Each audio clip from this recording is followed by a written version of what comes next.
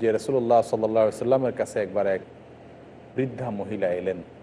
তিনি যাওয়ার পূর্ব মুহূর্তে তাকে লক্ষ্য করে বললেন, হে অমুকের মা, বৃদ্ধারা তো জান্নাতে যাবেন, বুড়িদের জন্য জান্নাত নয়, জান্নাতে বুড়িরা যাবে না। মানে বুড়ি চাচ্ছিলেন, হ্যাঁ নবী দোয়া করুন আমি যেন জান্নাতে যেতে পারি। এই কথা শুনে ভদ্র মহিলা চলে যেতে লাগলেন, তিনি কাঁদতে কাঁদতে চলে যেতে লাগলেন। হায় হায়, আল্লাহর নবী বলছেন বৃদ্ধারা জান্নাতে যাবে না, তার মানে তো আমার তো তাহলে জাহান্নাম নিশ্চিত। নিশ্চিত। তখন আল্লাহ আমি তো রসুল বৃদ্ধা সাল্লাল্লাহু মানুষ। আলাইহি সাল্লাম তাকে ডেকে পাঠালেন, তাকে আসতে বলো। তাকে ডেকে এনে রাসূলুল্লাহ সাল্লাল্লাহু আলাইহি সাল্লাম সূরা ওয়াকিয়ার 3টি আয়াত শুনিয়ে দিলেন। ইন্না আনশা'নাহুন্না ইনশাআ ফাজআলনাহুন্না আবকারা উরুবান আতরাবা। আল্লাহ তাআলা বলেন, আল্লাহর বান্দীদের সম্পর্কে আল্লাহ বলছেন, মহিলাদের সম্পর্কে, যে আমি তাদেরকে সৃষ্টি করব, সৃষ্টি করার মতো তারা সমবয়সী থাকবে জান্নাতি পুরুষদের মতো।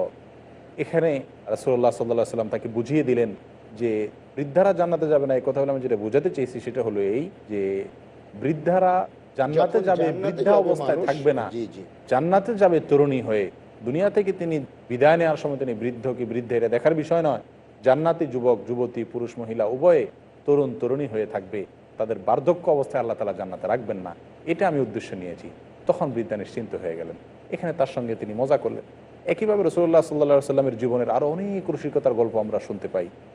সুনানে আবু দাউদের ভিতরে আসছে, আনাস রাদিয়াল্লাহু তাআলা আনহু, যিনি 10টি বছর আল্লাহ রসুল সাল্লাল্লাহু আলাইহি সাল্লামের সেবা করতেন, খেদমতে নিয়োজিত ছিলেন, ছোটোবেলায় তার মা এনে রেখে গিয়েছিলেন তাকে। এই আনাস রাদিয়াল্লাহু তাআলা আনহু বলেন যে রাসূলুল্লাহ সাল্লাল্লাহু আলাইহি সাল্লাম একবার আমাকে লক্ষ্য করে বললেন, ইয়া যাল উজনাইন, এই দুই কানওয়ালা। এখন স্বাভাবিকভাবে কেউ কাউকে দুই কানওয়ালা চিন্তা করলে কিনা আমার কানকে দুইটা কিনা, একটু মজা করা। তো তিনি মজা করে রসিকতা করে এরকম বলতেন। তো এই ধরনের রাসূল আকরাম সাল্লাল্লাহু আলাইহি সাল্লাম জীবনের রসিকতার অনেক গল্প আমরা শুনতে পাই। সুনানে আবু দাউদের ঘটনা, এটাও আনাস রাদিয়াল্লাহু আনহু থেকে বর্ণিত। উনি বলেন যে এক লোক এসে আল্লাহ রাসূল সাল্লাল্লাহু আলাইহি সাল্লাম দরবারে বললেন, ইয়া রাসূলুল্লাহ, আমার একটু বাহন দরকার। কোথাও সফর করবেন, তার কোনো একটা বাহন দরকার। এই যুগে আমরা বললে বলতাম গাড়ি দরকার। হ্যাঁ তো কোনো একটা বাহন দরকার ছিল তার, সেটা ঘোড়া হোক, ওঁট হোক, কিছু একটা হবে। তো আল্লাহ রসুল সাল্লাল্লাহু আলাইহি সাল্লাম বললেন, তোমার বাহন দরকার, ঠিক আছে, আমি তোমাকে একটা ওঁটের বাচ্চা দিয়ে দিচ্ছি। এটা বলার পরে লোক বলে, ইয়া রাসূলুল্লাহ, ওঁটের বাচ্চা, ওঁটের বাচ্চা দিয়ে আমি কি করবো? ওঁটের বাচ্চা তো কোনো কাজে লাগবে না, আমি বাহন চাচ্ছি, বাচ্চা কি বাহন হিসাবে ব্যবহার করতে আচ্ছা, তো পারবো? উল্টে আমাকেই টানা হ্যাঁ। লাগবে আরো। তখন রাসূলুল্লাহ সাল্লাল্লাহু আলাইহি সাল্লাম বললেন, আরে ভাই, তুমি যে ওঁটকেই বাহন বানাও না কেন, সে তো কোনো না কোনো ওঁটের বাচ্চা, সেটা বাচ্চা ছিল কোনো না কোনো ওঁটের, আমি সে অর্থে বলছি। জি, অর্থাৎ তিনি মজা করলেন লোকটির সঙ্গে, একটু রসিকতা করলেন, নিশ্চয়ই একটা হাসির একটা উপলক্ষ তৈরি হয়েছে। অবশ্যই। এভাবে রাসূল আকরাম সাল্লাল্লাহু আলাইহি ওয়াসাল্লামের জীবনে বহু হাসির উপলক্ষ আমরা শুনতে পাই, যে তিনি বিভিন্ন রকম হাসি রসিকতা করতেন। হাসি রসিকতার বিষয়ে আমাদের এই কয়েকটি বিষয় খুব গভীরভাবে লক্ষণীয়।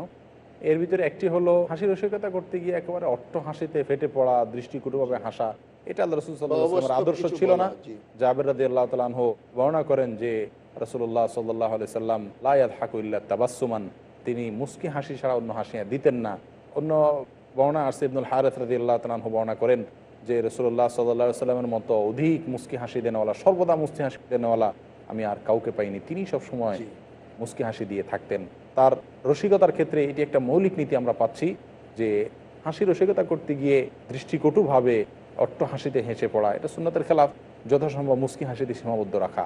আরেকটি বিষয় খুব গুরুত্বপূর্ণ, সেটা হলো রসিকতা মানেই, আজকাল আমরা কয়েকটা জিনিস বুঝি। রসিকতা মানে হলো কাউকে তিরস্কার করা, রসিকতা মানে হলো অবান্তর বা মিথ্যা কথা বলা বলে মজা করা, ধোঁকা দিয়ে মজা করা, কাউকে অনেক সময় হেও করা, হেও করে মজা করা। আমরা মনে করি যে কাউকে ডজ দিয়ে দিতে পারলে রসিকতা হলো, ডজ দেওয়া মানে প্রতারণা করা প্রকারান্তরে। এরকম রসিকতার অনেকগুলো চিত্র আসে। এই প্রসঙ্গে আমরা আরেকটা হাদিস লক্ষ্য করতে পারি। আবু রাদিয়াল্লাহু তাআলা আনহু বর্ণনা করেন যে রাসূলুল্লাহ সাল্লাল্লাহু আলাইহি সাল্লামকে জিজ্ঞাসা করা হয়েছিল, ইয়া রাসূলুল্লাহ, আপনি আমাদের সাথে রসিকতা করেন? তখন রাসূল আকরাম সাল্লাল্লাহু আলাইহি সাল্লাম বলেছেন, ইন্নী লা আকুলু ইল্লা হাক্কা, আমি রসিকতা করি আর যাই করি সত্যের বাইরে আমি কখনো যাই না। দেখেন, সে বৃদ্ধা মহিলাকে যে বললেন, কথাটিতে মিথ্যা বলেননি। একজনে বললেন এ দুই কানওয়ালা, মিথ্যা বলেননি তো। একজনকে বললেন যে ওটের বাচ্চার উপরে চড়া যাবে, মিথ্যা বলেননি তো। এভাবে ওনার রসিকতা কখনো মিথ্যার গণ্ডি পর্যন্ত পৌঁছাতো না। জি জি। অতএব আমাদের রসিকতার ক্ষেত্রে লক্ষ্য করা উচিত প্রতারণা, মিথ্যা, ধোঁকা এগুলো যেন না আসে।